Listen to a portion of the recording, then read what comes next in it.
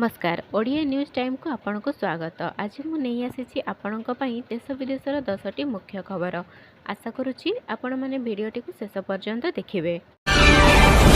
Number 1 प्रार्थीपत्र दाखल कले प्रधानमंत्री नरेंद्र मोदी 2024 लोकसभा निर्वाचन पर उत्तर प्रदेश वाराणसी आसनरू मंगलवार प्रार्थीपत्र दाखल करिसेंती।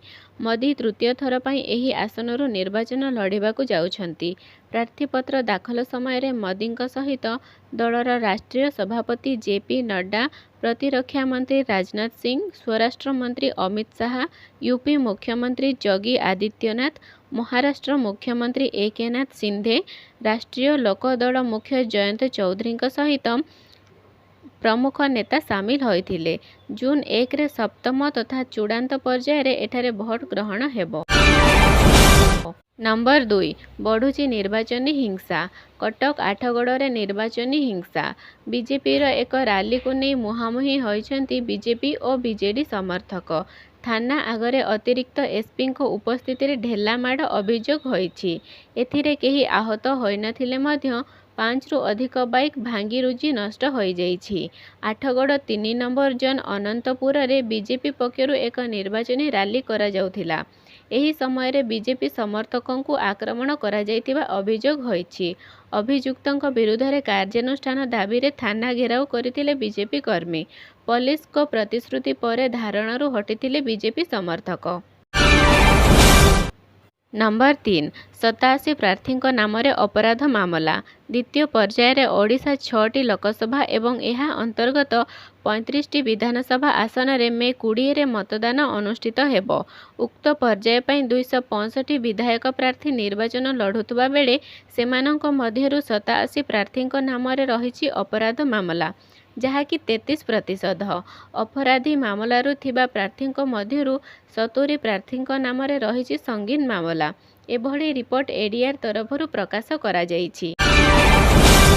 नंबर 4 ओडिशा आसिबे नड्डा, शाह एवं राहुल। दलीय निर्वाचन प्रचार पर बीजेपी राष्ट्रीय सभापति जेपी नड्डा, बीजेपी नेता केंद्र मंत्री अमित शाह एवं कांग्रेस नेता राहुल गांधी ओडिशा आसुछंती। बीजेडी को घेरिबा पई बीजेपी रो नेता घन घन ओडिशा आसुछंती।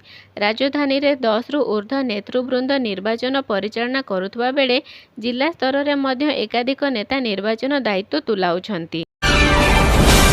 नंबर 5 पाणीपाग सूचना। 2 दिन पर फेरिबो ताती।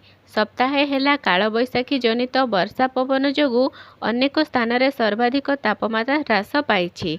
आगामी 48 घंटा पर पुणी ताती बढ़िबो बोली भुवनेश्वर पाणीपाग विज्ञान केंद्र निर्देशिका मनोरमा महांती सूचना देइछंती।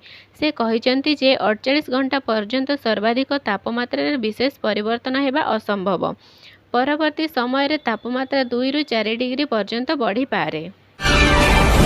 नंबर 6 द्वितीय पर्याय निर्वाचन बेले ततला पाग, 17 जाए वर्षा संभावना। आसंता 20 तारीख रे द्वितीय पर्याय मतदान कराजिबो। सेतेबेलकु राज्य रे ताती बढ़िबो। केंद्रीय और दक्षिण उपकूलर अधिकांश स्थान रे 17 जाए वर्षा संभावना रहिछि। 16-17 रे पश्चिम ओडिशार किछि स्थान रे वर्षा होई पारे। तेबे 19 रु ताती बढ़िबो। पाणीपाग विभाग आकलनरू जଣାपड़िछि आज मालकानगिरी, नवरंगपुर, बलांगीर, कंधमाल, कलाहांडी, मयूरभंज, केन्दुझर, भद्रक, बालेश्वर और जाजपुर किछि स्थान रे घड़घड़ी सह वर्षा होई पारे। नंबर 7 सुना दर रे बृहत ह्रास। सोमवार भली मंगलवार मध्य सुना दर रे ह्रास घटिछि। भारतीय सुना बजार रे भरी पिछा 10 टंका ह्रास घटिछि। मनी कंट्रोल तथ्य अनुसार भरी पिछा 200 टंका ह्रास घटिछि। दिल्ली रे 22 कैरेट और 24 कैरेट सुना भरी पिछा 73,300 टंका कारबार करुछि। गुड्स रिटर्न तथ्य अनुଯାयी 22 कैरेट सुना भरी पिछा 67,140 टंका थिबा बेले 24 कैरेट सुना भरी पिछा 73,240 टंका रहिछि। नंबर 8 किट 11तम श्रेष्ठ भारतीय विश्वविद्यालय। चलित वर्ष Times Higher Education young university ranking मंगलवार प्रकाश पाई। यह रैंकिंग रे समग्र विश्व रे किट विश्वविद्यालय 168तम स्थान रे रहिथिबा बेले भारतीय विश्वविद्यालय गुड़िक मध्य 11तम स्थान रे रही। नंबर 9 टी20 विश्वकप जून 27 रे भारत रे सेमीफाइनाल। आसंता 2020 विश्वकप सेमीफाइनाल रे जदि भारत प्रवेश करे तेबे जून 27 रे गायन प्रोविडेंट स्टेडियम रे द्वितीय सेमीफाइनाल खेलिबो। भारतीय टीवी दर्शकों पई आईसीसी एबेठु एपरि व्यवस्था करिछि। प्रथम सेमीफाइनाल जून 27 रे सकाळ 6 टारू आरंभ हेबो। भारत खेलिबाकु थिबा द्वितीय सेमीफाइनाल मैच राति 8 टारू आरंभ हेबो। जून 29 रे संध्या 7:30 रु फाइनाल मैच खेलाजिबो। नंबर 10 लखनऊ को हराइला दिल्ली। आईपीएल रे मंगलवार 64तम मैच रे विजयी होईछि दिल्ली कैपिटल्स।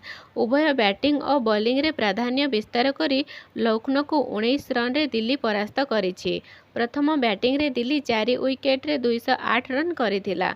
ईशांत शर्मा 3 विकेट नहीं लखनऊ को बैटिंग को ध्वंस कर देइथिले। लखनऊ 9 विकेट रे हराई 189 रन करि पारिथिला। दिल्ली 400 बा अंतिम लीग मैच जीति 14 पॉइंट रे रहिछि। वीडियोटी को शेष पर्यंत देखिथिबारु आपनकु बहुत बहुत धन्यवाद। एहीपरि अपडेट न्यूज पाइबाकु हेले आम चैनल टी को सब्सक्राइब करि नियंतु।